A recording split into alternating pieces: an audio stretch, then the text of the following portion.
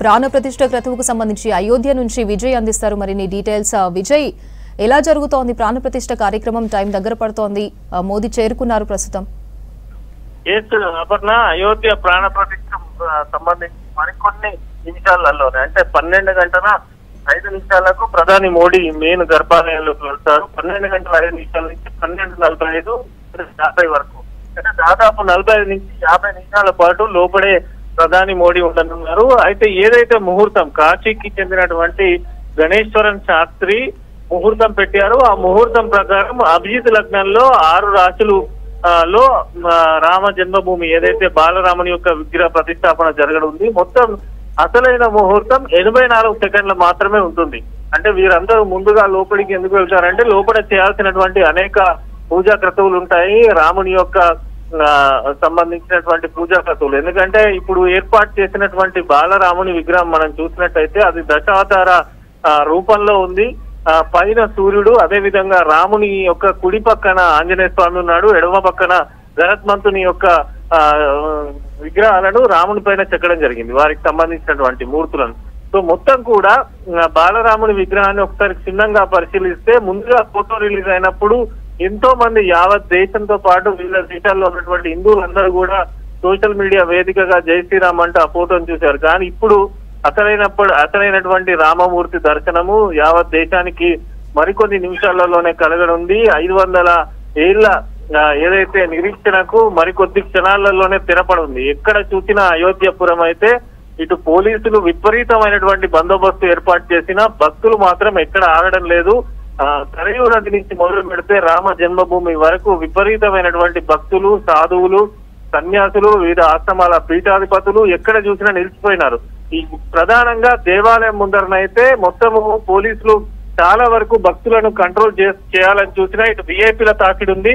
సాధారణంగా భక్తులు కనీసం ఈ ప్రతిష్ట అయ్యే టైం వరకైనా ఇక్కడ ఉండాలని చెప్పి ఎక్కడెక్కడి నుంచో తరలి రావడం జరుగుతున్నది. కానీ ఇటు ఆంక్షలు అమల్లో ఉన్నా కూడా ప్రతి సర్కిల్ దగ్గర పోలీసులు ఎన్ని ఆంక్షలు పెట్టినా భక్తులు అయితే అయోధ్యకు తండోపతండాలుగా తరలి వస్తూనే ఉన్నారు.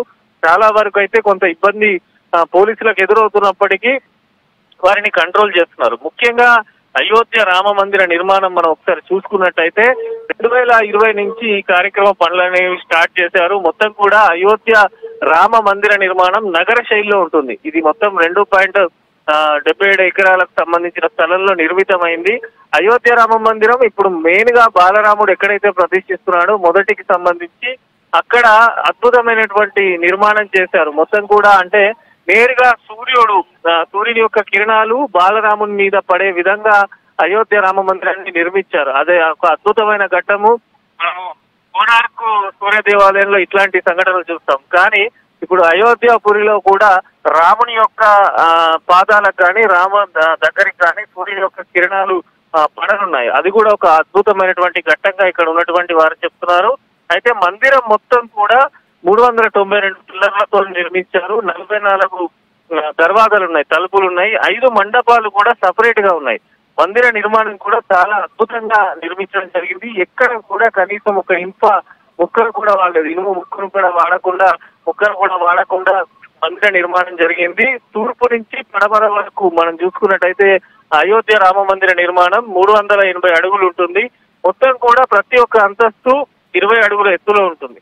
ఆ స్తంభాలకు సంబంధించి ఇప్పుడు ఏదైతే మనం ప్రతిరోజు చూస్తున్నట్టు రామ జన్మభూమి ఎంట్రన్స్ దగ్గర నుంచి మొదలు పెడితే లోపలికి వెళ్లే వరకు ప్రతి ఒక్క స్తంభం మీద రామాయణ చరిత్ర కానీ, రాముని యొక్క బాల్యం కానీ, రాముని యొక్క యవ్వనం కానీ, ఆయన అరణ్యం ప్రవేశించింది కానీ, రామ పరివారం మొత్తానికి సంబంధించినటువంటి చిత్రాలను అన్ని స్తంభాల పైన చెక్కడం జరిగింది. ఎక్కడ చూసినా కూడా మొత్తం కూడా రామమయం, రాముని యొక్క జీవిత చరిత్రని కానీ, రామ పరివారం కానీ, దశరథ మహారాజు కానీ, వారి పరివారం కానీ, లక్ష్మణునికి సంబంధించి, సీతాదేవికి సంబంధించి అనేకమైనటువంటి వాస్తు శిల్పి మనకు రామ మందిరంలో కనిపిస్తుంది. ముఖ్యంగా వీటితో పాటు అంటే ఇప్పుడు వెళ్ళేటువంటి ఎవరైతే 7,000 మంది విఐపీ లోపల ఉన్నారో వారు కూడా ఈ రోజు అనేకమైనటువంటి అద్భుతాలను లోపల చూసే అవకాశం ఉంది. ఎందుకంటే అక్కడ ప్రత్యేకమైనటువంటి ఒక రామ మందిర నిర్మాణం కాకుండా మందిరం లోపల ప్రత్యేకమైనటువంటి మండపాలను కూడా నిర్మించారు. మొత్తము 5 మండపాలు అక్కడ ఉన్నాయి. అంటే కళాకారులు